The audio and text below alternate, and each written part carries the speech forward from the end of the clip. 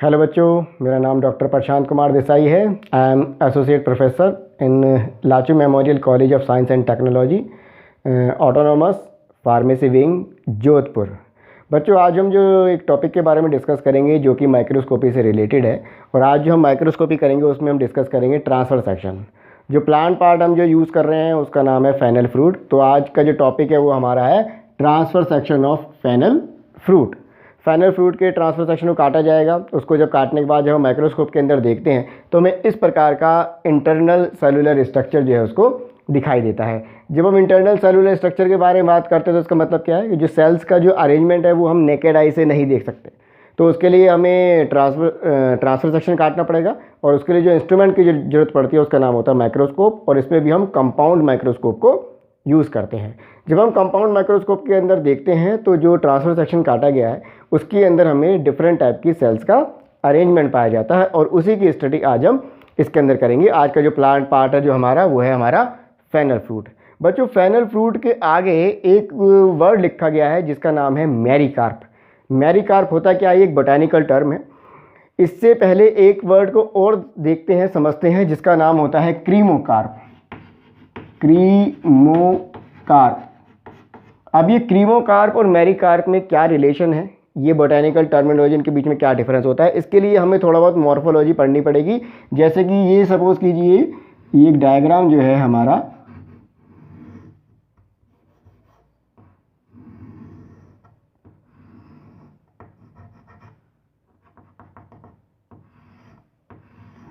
ये जो डायग्राम है ये फेनल फ्रूट का है। अभी आप यहाँ पे जो देख रहे हैं ये कंप्लीट फ्रूट है, और होल फ्रूट को ही बोला जाता है क्रीमोकार्प। होल फ्रूट का मतलब क्या है? इसमें यहाँ पे मैंने इस पूरे के पूरे जो फ्रूट पार्ट है उसको बीच में से डिवाइडिंग लाइन से दिखाया गया है। डिवाइडिंग लाइन होती नहीं है मगर ये समझाने के हिसाब से है। अगर मैं इस पूरे के पूरे फ्रूट को बीच में से हाफ कर दूँ, इसको बीच में से अगर मैं हाफ कर दूँ तो ये वाला पोर्शन अलग हो जाएगा और ये वाला पोर्शन अलग हो जाएगा। ये जो दोनों जो सेपरेट पोर्शन इनको क्या बोला जाता है? इन्हीं को बोलते हैं मैरीकार्प। ये भी मैरीकार्प है और ये भी मैरीकार्प है। तो कहने का मतलब क्या हुआ? जब दो मैरीकार्प आपस में एक दूसरे से जुड़ते हैं, जब जुड़े हुए भाग को बोला जाता है क्रीमोकार्प। अगर वही क्रीमोकार्प फ्रूट अगर दो भाग में विभाजित हो जाए, डिवाइड हो जाए, तो इंडिविजुअल जो पार्ट है उनको बोला जाता है मैरीकार्प। तो इसका मतलब क्या है? ये जो आपके सामने जो डायग्राम जो दिखाई दे रहा है ये एक मैरीकार्प है। मतलब हमारा जो फाइनल फ्रूट है वो दो भाग में डिवाइड हो गया, और एक मैरीकार्प की हमने ट्रांसफर सेक्शन काटी है तो हमें ऐसा दिखाई देगा। कंप्लीट फ्रूट कैसे दिखाई देगा? अगर ऐसा ही डायग्राम नीचे बन जाए तो वो जो कंप्लीट फ्रूट जो होगा उसे बोला जाएगा क्रीमोकार्प फ्रूट। तो यहाँ पे जो डिस्कशन किया जा रहा है वो केवल किसके बारे में किया जा रहा है? मैरीकार्प फ्रूट के बारे में। तो ये केवल हमें पता होना चाहिए कि मैरीकार्प फ्रूट क्या होता है, क्रीमोकार्प फ्रूट क्या होता है, इसके बारे में हमें डिफरेंस पता होना जरूरी है। अब बात करते हैं ट्रांसफर सेक्शन की। जब हम फ्रूट की ट्रांसफर सेक्शन काटते हैं तो पूरे के पूरे फ्रूट के जो ट्रांसफर सेक्शन होता है वो मेनली दो भाग में डिवाइड होगा। पहला तो होगा हमारा नंबर 1 जो आ रहा है वो है हमारा पेरिकार्प पोर्शन, और नंबर 2 जो पोर्शन है वो है हमारा सीड पोर्शन। तो पेरिकार्प पोर्शन और सीड पोर्शन जो होते हैं ये हमारे फ्रूट के ट्रांसफर सेक्शन के अंदर पाए जाते हैं। पेरिकार्प जो होता है वो 3 पार्ट कंटेन करता है। एक होता है एपिकार्प, दूसरा होता है मेसोकार्प, और तीसरा होता है हमारा एंडोकार्प। एपी का मतलब होता है आउटर साइड, सबसे बाहर वाला जो पार्ट है उसे एपी बोला जाता है, एपिकार्प। मीजो का जो वर्ड का जो मीनिंग है वो है मिडिल पार्ट, जो मिडिल पार्ट होता है उसे मीजोकार्प। और एंडो का मतलब होता है इनसाइड, सबसे भीतर वाला जो भाग होता है, इनसाइड वाला जो पार्ट होता है उसको हम एंडोकार्प के नाम से जानते हैं। अब ये जो तीनों के तीनों जो कार्प हैं, तीनों के तीनों जो पोर्शन है, ये किसके अंतर्गत आएंगे? They comes under the pericarp portion. अब इसके नेक्स्ट जो पार्ट आ रहा है वो है हमारा सीड पोर्शन। सीड पोर्शन के अंदर दो पोर्शन पाए जाएंगे, एक तो होगा हमारा टेस्टा और दूसरा होगा हमारा एंडोस्पर्म। तो पूरी की पूरी माइक्रोस्कोपी ट्रांसफर सेक्शन जो फेनल फ्रूट की है वो मेनली दो पार्ट में डिवाइडेड है, एक तो पेरिकार्प पोर्शन में और एक हमारे सीड में। पेरिकार्प फिर से 3 भाग में सब डिवाइडेड हो रहा है, एपिकार्प, मेसोकार्प और एंडोकार्प, और हमारा सीड पोर्शन जो है वो टेस्टा और एंडोस्पर्म में डिवाइड हो रहा है। तो मैं आपको ये जो पूरा का पूरा जो बताया गया है ये इस डायग्राम के अंदर आपको और समझाया जाएगा। स्टार्ट करते हैं ट्रांसफर सेक्शन के बारे में। ये एक मैरीकार्प का पोर्शन है फेनल फ्रूट का। सबसे पहले जो पोर्शन आ रहा है वो है हमारा एपिकार्प। एपिकार्प कह दीजिए या फिर एपिडर्मिस कह दीजिए, कई बुक के अंदर एपिडर्मिस भी दिया गया है। ये जो एपिकार्प पोर्शन है ये सबसे आउटर, ये जो है हमारा जो ब्लू कलर से आपको जो लाइन यहाँ पे दिखाई दे रही है ये सिंगल लेयर्ड सेल्स होती है, केवल एक ही सिंगल लेयर्ड सेल्स की बनी होती हैं। अब एपिकार्प के ऊपर आपको दिखाई दे रहा होगा कि पिंक कलर की मैंने एक कवरिंग बनाई है और इसको बोला गया है क्यूटिकल। इसको क्या बोलते हैं? इसको बोला जाता है क्यूटिकल। इसका मतलब क्या है कि जो एपिकार्प का जो पोर्शन होता है वो एक सिंगल लेयर सेल से कवर्ड होता है जिसका नाम होता है क्यूटिकल लेयर। ये जो क्यूटिकल लेयर किन किन प्लांट के पार्ट में पाई जा सकती है? ये फ्रूट में पाई जा सकती है, ये स्टेम में पाई जा सकती है, ये लीफ में पाई जा सकती है, मगर रूट के ट्रांसफर सेक्शन में ये नहीं पाई जाएगी। उसका कारण क्या है? ये जो क्यूटिकल का जो फंक्शन होता है it is impermeable to water, और वाटर लॉस को प्रिवेंट करने का जो काम होता है वो हमारा क्यूटिकल का होता है। तो फाइनल फ्रूट की टीएस में जो एपिकार्प का जो पोर्शन है it is covered with the cuticle portion. अब एपिकार्प सिंगल लेयर्ड हो गया, जो कि हमारा पहला पोर्शन है वो हमारा कवर्ड होता है। अब बात करेंगे किस पार्ट के बारे में? मीजोकार्प की। ये अभी पेरिकार्प का पोर्शन चल रहा है। मीजोकार्प का मतलब क्या है? Middle portion. तो मिडिल में किस किस प्रकार के सेल्स का अरेंजमेंट पाया जाता है, वो सेल कौन से, उसके बारे में बात करते हैं। अब आप इधर देखेंगे, अगर हम कोई भी ट्रांसफर सेक्शन काटते हैं, एक सिंपल टिश्यूज़ के अंदर पाई जाती है पैरेनकाइमेटस सेल्स, जिनके अंदर इंटरसेलुलर स्पेस पाया जाता है। आइसोडायमेट्रिक भी उनको बोला जाता है क्योंकि उनके अंदर मोर और लेस उनका डायमीटर सेल्स का सेम पाया जाता है। लिविंग सेल्स होती हैं और थिन वॉल्ड होती हैं। तो ये कैरेक्टरिस्टिक फीचर है पैरेनकाइमेटस सेल्स की। आप कोई भी ट्रांसफर सेक्शन काट लीजिए किसी भी प्लांट पार्ट का, उसके अंदर सबसे ज़्यादा जो हमारी सेल्स जो होती है वो पैरेनकाइमेटस सेल्स है। तो ये जो आपको जो व्हाइट कलर की जो सेल्स दिखाई दे रही है, all are the parenchymatous cells. Clear? अब इनके बीच में क्या क्या सेलुलर स्ट्रक्चर पाया जाता है, इधर देखिए।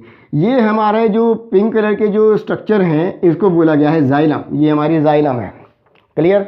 जाइलम के बीच में कुछ व्हाइट कलर की सेल्स दिखाई दी हैं, इनको बोला गया है फ्लोएम।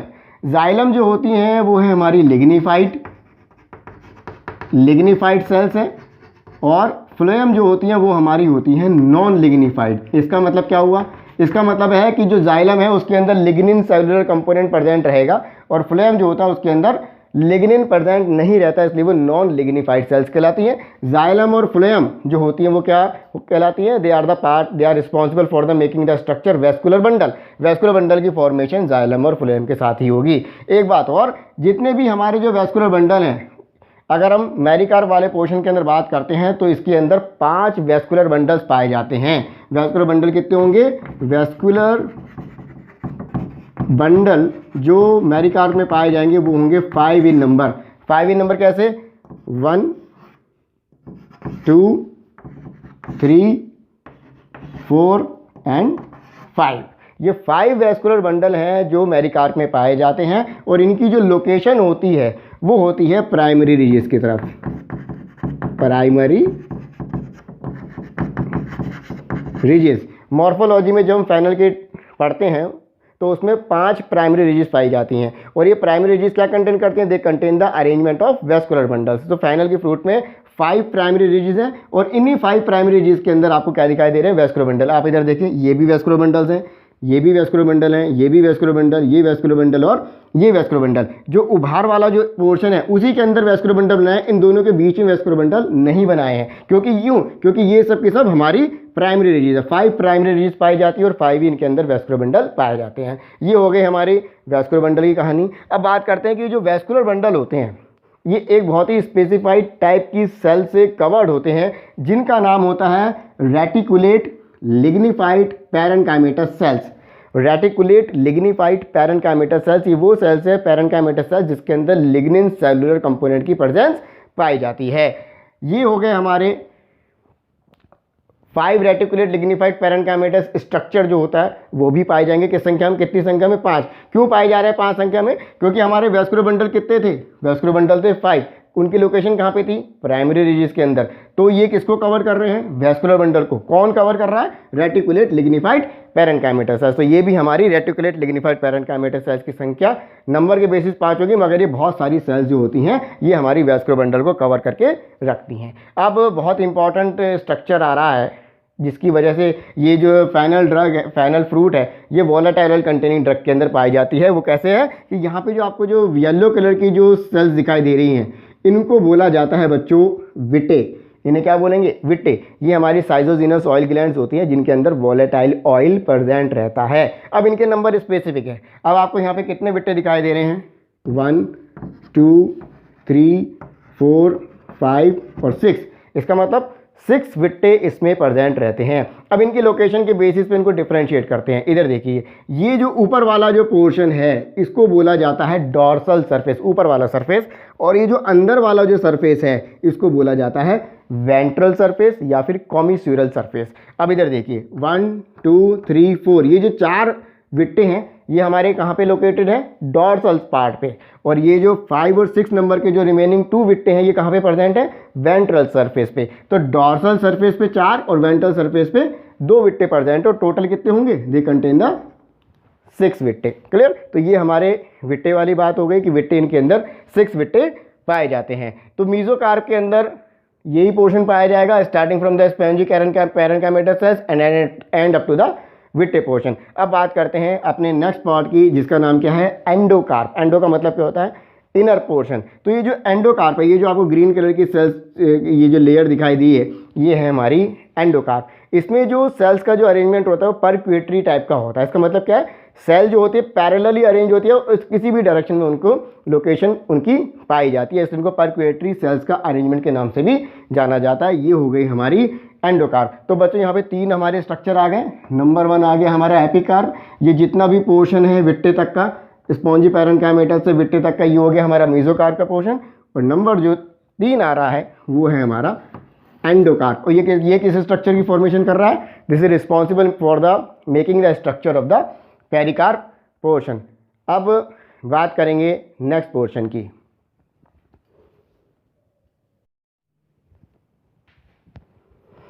अब बच्चों जो नेक्स्ट पोर्शन की जो बात की जा रही है उसका नाम है सीड पोर्शन। जैसा बताया गया था, सीड पोर्शन में 2 स्ट्रक्चर हमारे आने चाहिए, एक तो टेस्टा आना चाहिए और एक हमारा एंडोस्पर्म। तो यहाँ पर जो ग्रीन वाला जो है, यहाँ पे हमारा एंडोकार्प खत्म हो गया था। इसके आगे आपको जो दिखाई दे रहा है सिंगल लेयर्ड पिंक कलर की जो सेल्स दिखाई दे रही हैं, ये सिंगल लेयर्ड सेल्स हैं, जिसको हम क्या बोलेंगे, they have been termed as a testa. Testa के अंदर वाला जितना भी स्ट्रक्चरल सेलुलर स्ट्रक्चर पाया जा रहा है वो है हमारा एंडोस्पर्म। मतलब क्या है, टेस्टा एक आउटर कवरिंग है जो कि एंडोस्पर्म पोर्शन को कवर करके रखती है। और एंडोस्पर्म पोर्शन के अंदर क्या क्या पाए जाते हैं, कौन कौन से कंपोनेंट प्रेजेंट रहेंगे, उसके अंदर हमारे फिक्स्ड ऑयल प्रेजेंट रहेंगे, उसके अंदर हमारे एल्यूरोन्स ग्रेन्स जो होते हैं वो उसके अंदर प्रेजेंट रहते हैं। ये जो फिक्स्ड ऑयल जो होते हैं ये हमें ड्रॉपलेट के फॉर्म में इस पूरे के पूरे एंडोस्पर्म के अंदर बिखरे हुए पाए जाते हैं। तो ये हो गया हमारा टेस्टा और ये हो गया हमारा एंडोस्पर्म। तो both the structure testa and endosperm are responsible making for the one structure, we can say these are the part of the one structure that is known by the name seed portion. तो ये जो पूरा का पूरा जो structure है, ये पूरा का पूरा स्ट्रक्चर जो होता है ये हमारा transfer section of fennel fruit के अंतर्गत पाया जाता है। एक स्ट्रक्चर यहाँ पे पाया जा रहा है जिसको बोला जाता है कार्पोफोर। ये जो कार्पोफोर क्या होता है, carpophore we can say it is it is a junction between the 2 mericarp. यहाँ पे सिंगल मेरिकार्प दिखाई दे रही है, एक कार्पोफोर, एक मेरिकार्प और बना दी जाए नीचे की तरफ, उसमें भी एक कार्पोफोर आएगा। तो it is act as a junction which is use to join the 2 mericarp. 2 mericarp को जोड़ने का जो काम कर रहा है वो हमारा पाया जाता है कार्पोफोर। इसके अंदर जो सेल्स जो पाई जाती है वो होती है हमारी स्क्लेरेन्काइमेटस सेल्स या फिर लिग्निफाइड सेल्स इसके अंदर प्रेजेंट रहती हैं। तो ये जो पूरा का पूरा स्ट्रक्चर है, ये पूरे के पूरे स्ट्रक्चर के अंदर क्या होता है, मेनली हमारा 2 पार्ट होंगे, पेरिकार्प और सीड पोर्शन। ठीक, इसके अलावा कुछ एक्स्ट्रा इन्फॉर्मेशन और देना चाहेंगे। यहाँ पे एक स्ट्रक्चर होता है जिसको बोला जाता है रैफे, RAPHE। ये जो स्ट्रक्चर है बच्चों इसको बोला जाएगा रैफे। और रैफे जो एक वेस्कुलर स्ट्रैंड होता है जो कि इसके अंदर प्रेजेंट होता है। ये जो स्ट्रक्चर आपको दिखाई दे रहा है द मिडिल, इसे बोला जाता है embryo, it is called as a embryo. तो ये स्ट्रक्चर एम्ब्रियो, ये स्ट्रक्चर हो गया हमारा रैफे स्ट्रक्चर। इसके अलावा कुछ और जानकारी दे सकते हैं जो कि हमारे GPAT examination point of view से जरूरी है, या फिर अदर फार्मासिस्ट एग्जाम या फिर अदर कॉम्पिटिटिव एग्जाम में इस पर क्वेश्चन बन सकता है। एक मैं यहाँ पे बात बता रहा हूँ कि ये जो फेनल फ्रूट है इसके अंदर कैल्शियम ऑक्सलेट क्रिस्टल्स की प्रेजेंस पाई जाती है, और वो मेनली कहाँ पे पाया जाएगा, एंडोस्पर्म वाले पोर्शन में उसकी लोकेशन रहती है। ये जो कैल्शियम ऑक्सलेट क्रिस्टल्स होते हैं ये रोजेट टाइप के प्रेजेंट रहते हैं, ROSETTE, rosette type of calcium oxalate crystals इसके अंदर प्रेजेंट रहते हैं। एक बात और, ये जो फेनल फ्रूट होती है इसमें स्टोमेटा पाया जाता है, और स्टोमेटा जो होता है उसकी लोकेशन मेनली एपिकार्प वाले पोर्शन में होती है। स्टोमेटा जो इसके अंदर जो पाए जाते हैं उनका नाम है एनोमोसाइटिक या फिर इर्रेगुलर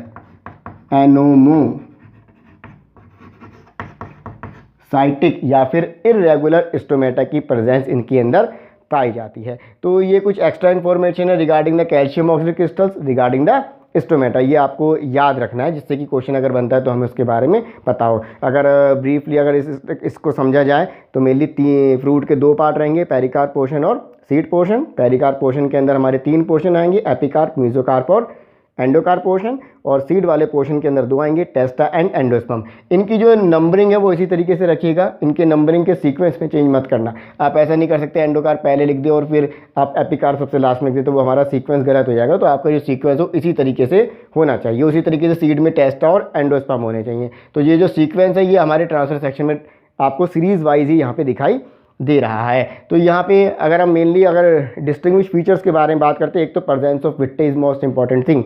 विट्टे यहाँ पे 6 पाए जा रहे हैं, मैं एक मेरिकार्प में, जो कि हमारे 4 तो डॉर्सल सरफेस पे और 2 हमारे कॉमिसोरल सरफेस पे प्रेजेंट है।